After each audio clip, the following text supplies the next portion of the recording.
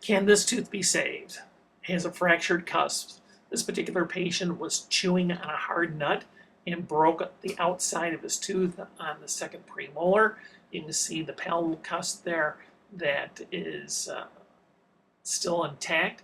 If that palatal cusp also shears off, the patient will actually lose the tooth. There's not much of a ferrule effect or much tooth coming down from the gum line on the cheek side.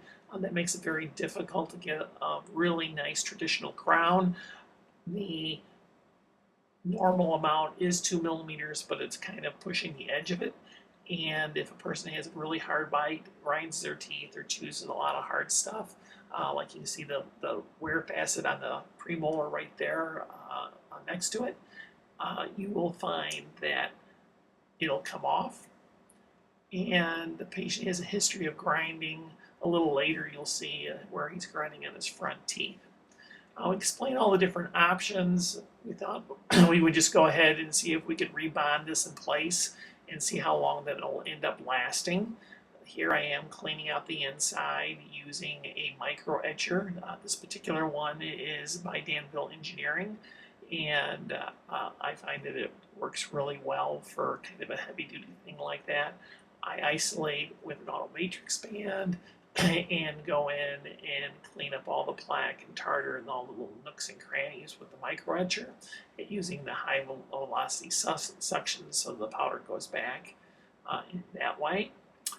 And the tooth itself is prepared. We'll go ahead and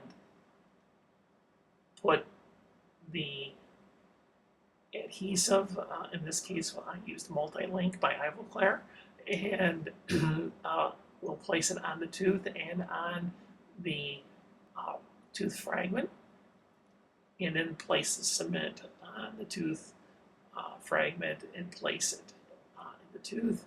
We'll light cure it and remove any excess. Always taking an x-ray to make sure that we've got all the excess off, and evaluate the occlusion. We'll make it so that when he's chewing up and down, he'll be able to chew just about any type of food, but when he goes side to side, there'll be no actual eccentric contacts.